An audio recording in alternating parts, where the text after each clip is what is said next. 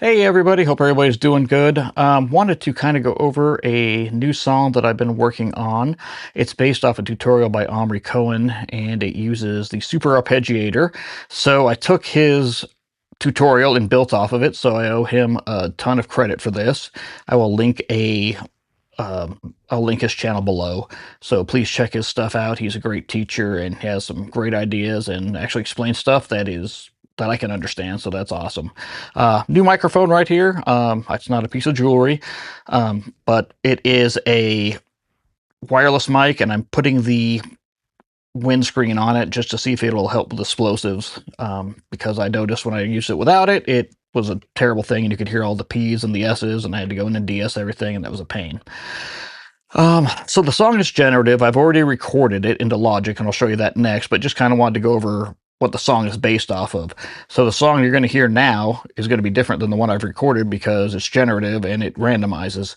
So let me just go over a couple quick things here. How it works is I've got this thing called random gates. So what the random gates do is, let me zoom in here. What the random gates do are, there's a probability here, and I've got 7 channels, so I've got different probabilities on all of them, and that means the different probabilities tells it when it'll activate these faders down here, and the faders go in and out, turn off and on, if you will, and that causes some movement in the song. It's different every time. It's really fun, and it works really well on the Mixmaster Junior, or I'm sorry, yeah, the Mixmaster or the Mixmaster Junior, either one. Have a clock here. I clocked everything at 120 beats per minute, and then I've divided by 4, divided by 16, and times 2, so I got 4 different clocks. The first instrument I used was a Wurlitzer from Arteria, and the Wurlitzer goes into this thing. You have host FX, which is host effects, and host effects 2 right here. So this means that I can load plugins into VCV Rack, and it'll act like it's just an analog or a modular. So I've got a Wurlitzer in here, I've got a reverb plate, and I'm using Echo Boy for delay. The second thing I'm using is a Selena string machine. Same concept. There's a Selena, we've got the reverb plate and the Echo Boy. Third thing is a brass section, and I'm using the Turing machine right here. If you haven't taken a look at that, check out Omri Cohen's tutorial on that. It's very good. I have a quantum here. This is what keeps it to a scale, and the scale I've got here is, let's see here, this is a piano. So I've got C, D, E, F, G, A, B. So those are the, oh, I'm sorry, A, not B, A sharp. So I'm sorry about that. So that is the scale I'm using there. I have an octaver, or an octave, and I'm not really using it. It says down 1 octave, but it doesn't seem to be doing anything, and I just use that in case the brass section got too high. What I'm using for the brass section is a DX7 from Arteria, again, a reverb Echo Boy. Next thing is a flute. For the flute, I'm using a grid sequencer here that randomizes and goes through different things here. So I've always got a random note, and it's doing it in the key of G minor. So the host I'm using here is the Casio flute. Same thing, reverb, delay. Next thing I have is a bass, and for the bass I'm using Massive, which is another software synth, which I don't use a lot of, but I really like the sound I found out of it. What I'm doing there, since it's in the key of G, I'm keeping it to, I'm using the rough tone here, so I'm just programming to say, hey, I want you to play G3 forever, and what I have here is 8-vert, and this just gives it constant voltage, so it doesn't turn on and off, it just stays there. A couple last things I have here. I have a noise generator, which is kind of cool. I'm not quite sure what I did with this thing. I just kind of made it do a bunch of kind of like noises, and you'll see what it sounds like. And it's being run by the LFO here, so it's doing a couple different things. Last thing I have here is vocals, and I found an old movie, what's it called? Teenagers from Outer Space from the 50s. It's in the public domain. So what I did is I took the whole movie, downloaded into Logic, extracted the audio. From there, I kind of went through the different audio and said, okay, what sounds good, what doesn't sound good. I didn't want the whole movie. I usually use these for more background vocals and things like that, just to give it some more texture. So I kind of chopped it up a little bit, did some EQ and reverb and delay on it to make it, oh, if you see it right here. So what it is it's got a verb right here, and it's got a tri delay, and the tri delay kind of changes the delay off and on. So what I'm going to do now, let me zoom out. I'm just going to hit unmute and show you kind of what it sounds like, and then we'll go to Logic. So here we go.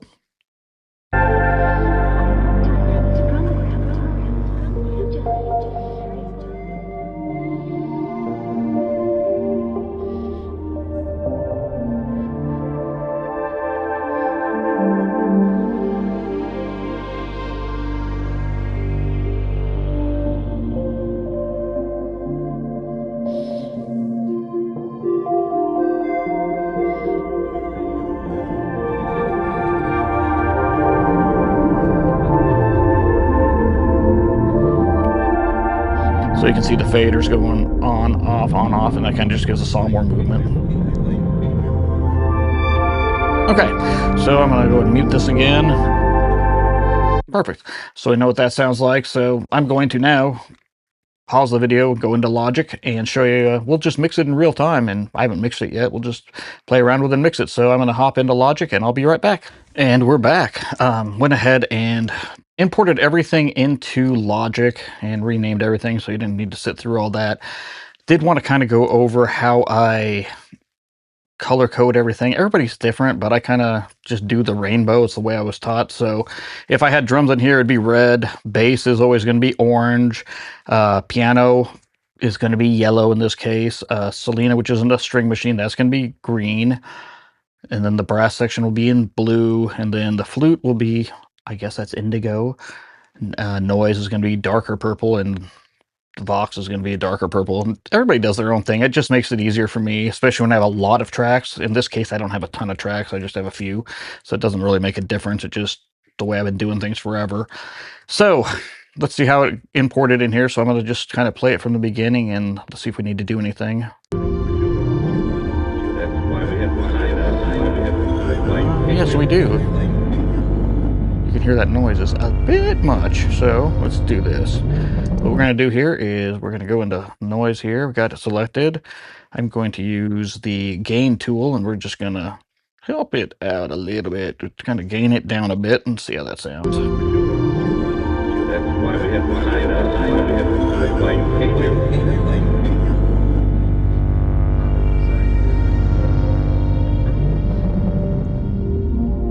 right, turn the noise down.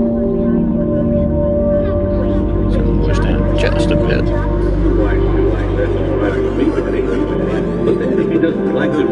And the vocals are just a tad bit here. Okay, so usually what I do is I take it track by track. So let's do the bass. Let's see. And I usually, with these, I usually try to just, especially with the generative stuff, and especially the VCV Rack songs I do, I try to limit myself to like a channel strip instead of getting all fancy. Sometimes it works, sometimes it doesn't. So let's find a fun channel strip to use. What we've got here, let's look at, let's take a look here. Universal Audio, what do we have in the world of UAD today?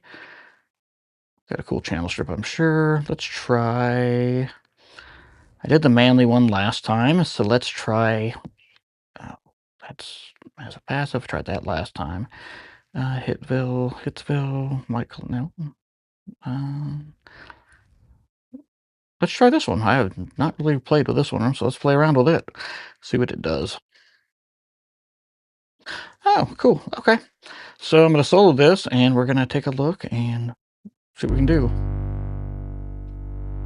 I'm just going to cycle a few things here. Let's just cycle it through here.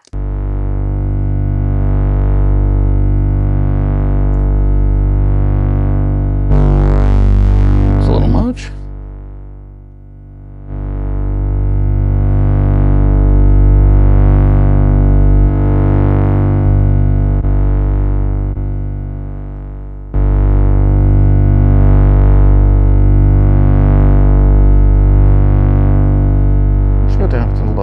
Just crank this a little more. See if we can push it a little more. Oh, sorry, that microphone. I keep forgetting to do that.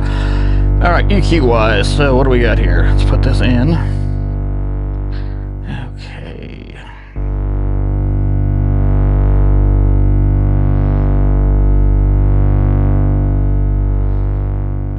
110 hertz. So let's go ahead and mid back here. Let's take that out a bit.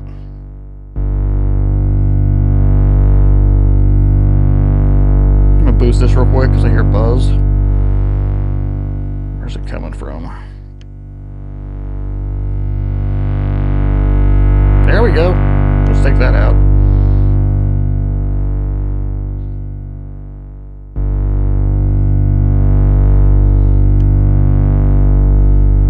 Now it's not going to be perfect getting that buzz out, but I'm going to get most of it out. That's the cool thing about using a channel strip. It's not really surgical per se. It makes it kind of fun. Let me put the compressor in here. So we've got an opto compressor, it looks like.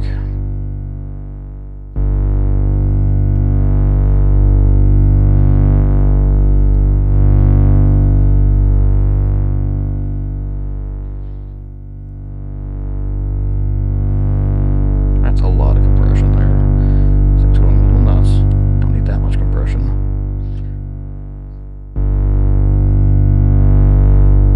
Alright, for now, let's use that one.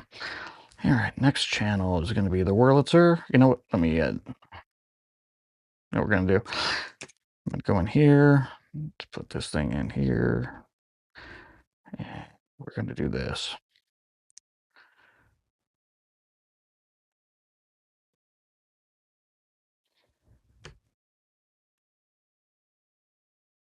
Okay, next thing is going to be the Wurlitzer. Let's see what the Wurlitzer sounds like.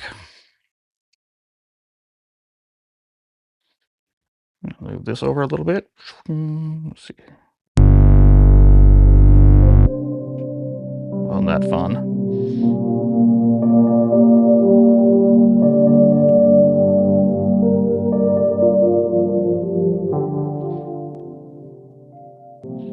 Okay. Yeah, that's a little much now, isn't it? A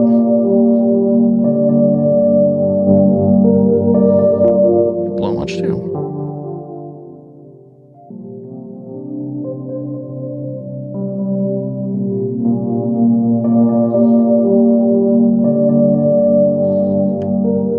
Okay, so the EQ here, let's put this in. So I like the high end here. Let's start at the 10 hertz and let's just crank this a little bit. That's kind of cool. I'm going to crank this too, just see if there's any weird frequencies that I'm hearing.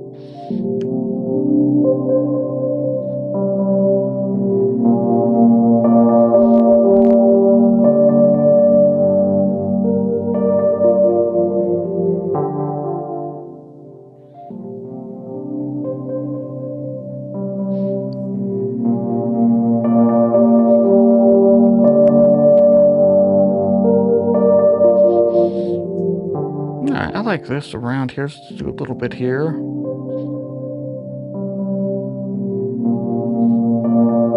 And I don't know if we're going to compress this or not. Let's see what it sounds like with compression.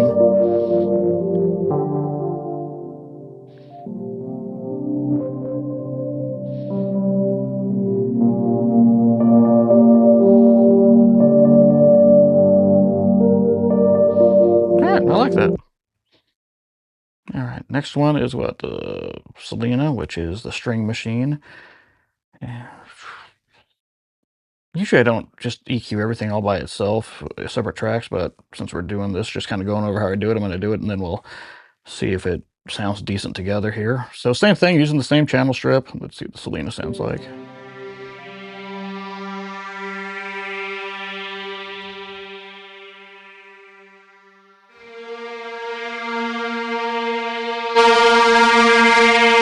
know, that doesn't sound terrible. It's loud, but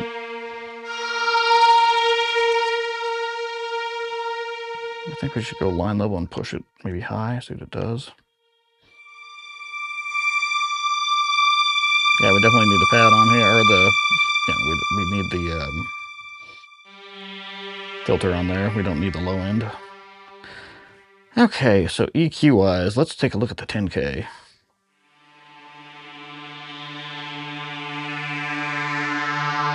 That's kind of cool. I'm going to crank this again, see if there's any weird frequencies in here.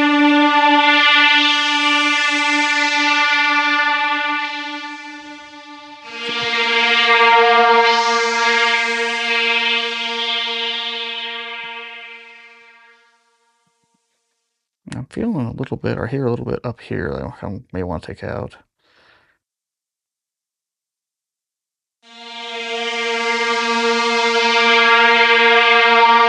Yeah, right about there.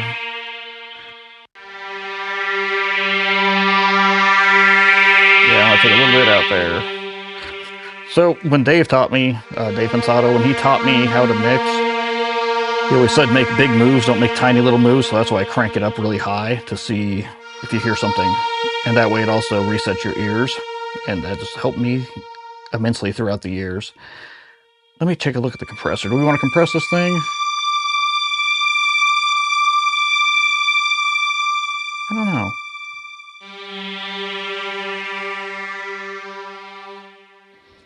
See here.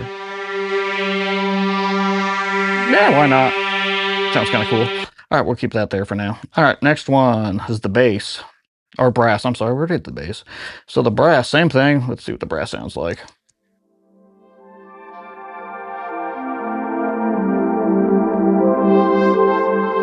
Well, that's kind of a cool brass sound, actually. All right, I like this here. It's a little interesting now, isn't it?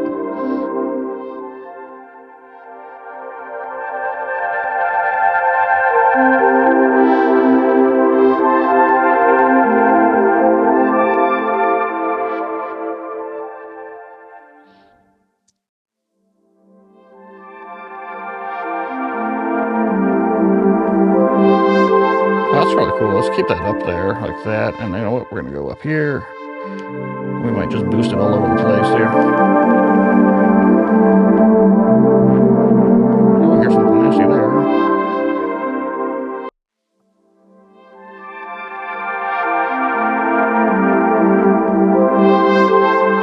This one I think we're going to definitely compress. But not that big. That's not. Now it's going towards limiting. That's getting a little ridiculous.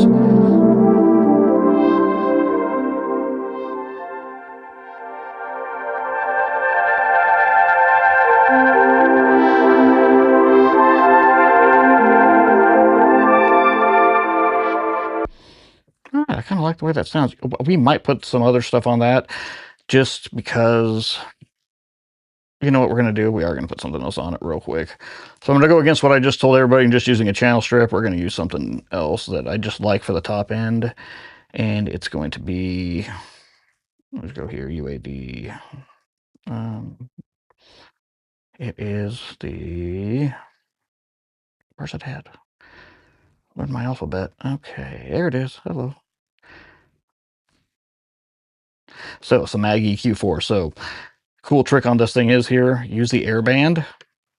So I go up to like, I'm going to try 40 first and then just crank it and see what it does. It should add some really cool harmonics.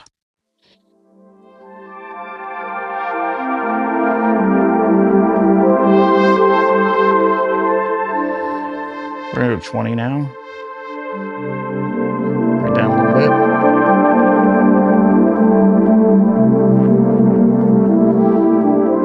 Let's go back up to 40.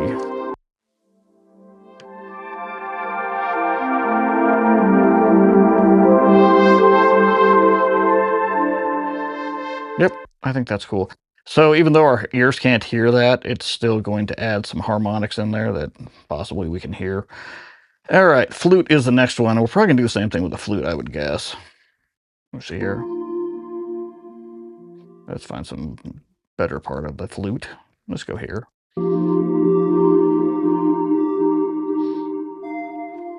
Okay, so the flute is going to be same thing we're going to do here. Definitely don't need the low end on that. High end's cool on the flute. Dude, that was just awesome. I just totally messed up here. My bad. Allow me to put this. We're going to go back to the brass real quick because I hit the wrong button. So let's go back to the brass. Go back to the mag here. Yeah, see how I just, yeah, this is what happens sometimes with me. So that's way too cranked. Go back down here. Might Those are the only things I changed. Oh, the compression window. Okay, I think we're fine there. So now we'll go back to the mag EQ and let's take a look here. We're at 40. 20.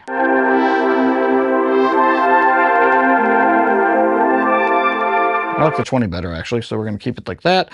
Okay, now we're back at the flute. All right, flute time.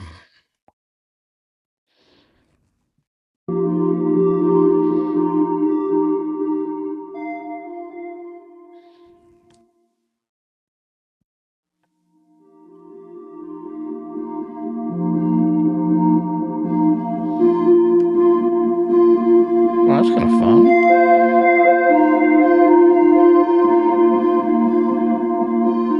Let's keep it there. Up a little higher.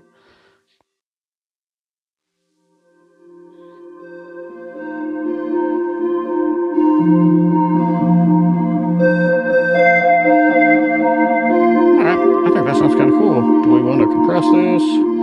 Not that much. We need to kill the thing.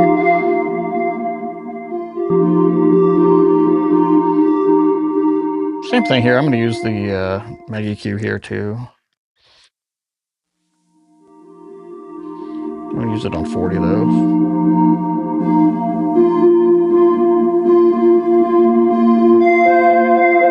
Back down to 20.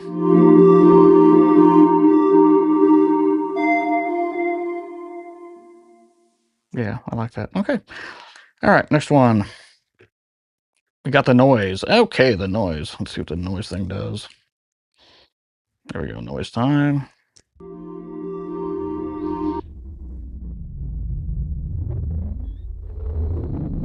I'm going to turn it up a little bit just to see what it sounds like.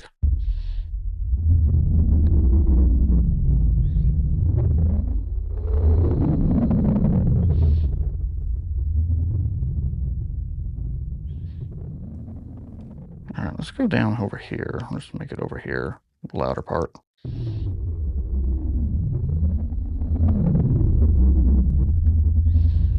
know, I don't know if we're going to do much to the noise. We might compress it just so it stays decent, or just so it stays steady.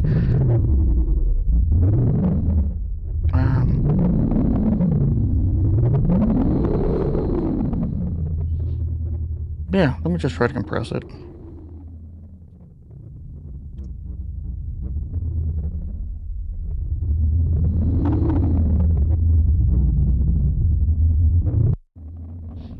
I don't necessarily want a ton of compression on it.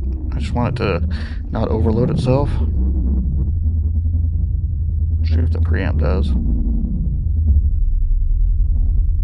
probably going to distort it a ton. It did.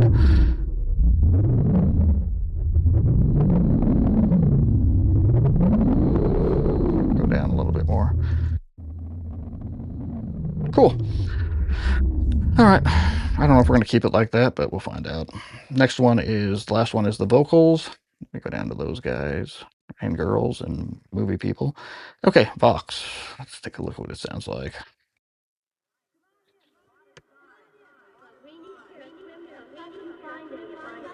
No problem at all. He can wear a pair of my father. When I did not know where else to go. Report preliminary findings. Door reporting. 42 saturation degrees and 96 volume. Intermediate fluctuation of That's not good. More reporting. Diagonal adjustment reading resisting structural force by 2.8.0. Okay. Surface readings register above minimum requirement. I have been made to forget for centuries, but I have learned how it once was. All right, we're gonna take some out in a muddy area, like I don't know if that's 5 or I'm gonna try to around 5. I want to see, is there a way to figure out what I'm at? It didn't work well now, did it? But where have you learned such things? I have read. All right, we're gonna guess it's 500 around there. We're gonna take some of that out. Somehow it survives. See what the compression looks like on this thing. Centuries ago. When we return to our... No problem at all. All right, cool. All right, last thing we're going to do here is, if you notice, everything's straight down the middle, and that just makes for a very sad mix and not a happy mix. So what we're going to do is, and I'm not going to automate everything right now, I'm just kind of going through the mix, kind of what it sounds like, but let's do some panning. All right, so that flute is going to here. So you notice when that starts, the flute's ridiculously loud, so I'll have to fix that. Bass is going to stay down the middle. The Wurlitzer, we're going to go to the left. And then Selena, we're going to go to the right. And what I'm also going to do here is we're going to take all these things, since I already have them. Just ignore the vocals for now and bring these all down a bit. Let's see how that sounds now. That's still spiking, that's fine, I can fix that. Alright, the brass.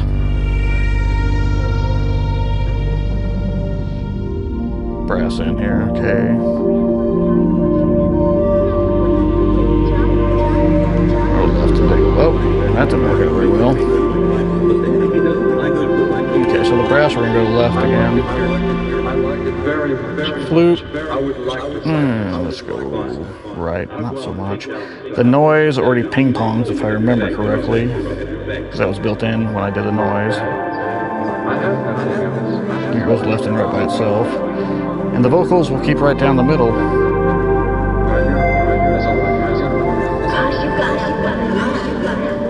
So what we're going to do now is we're going to go back in here. I want to look at, so you see where when it starts recording, the flute just is like, it goes a little nuts there. So what I may do is I might slice the song down a little bit here, cut it here, and take it from there. So this is basically how let me pause this. This is basically how I do VCV Rack songs. It's not a complete mix so far, but you get the idea. I try to use one channel strip and, you know, sneak in a couple cool plugins that I like, and then I always make sure to pan stuff, because if you just keep everything in the middle, it's just going to clutter the whole stereo field up. I may put a stereo widener on here that'll make everything widen, then I'll master it, and that should be it. I don't have a name of the song yet. It should be out, I don't know, in a month or so.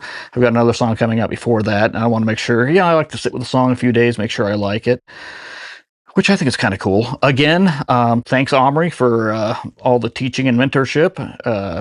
Appreciate it. And if anybody has any questions, you can email me at jason@mrkaplan.co or shoot me a comment below.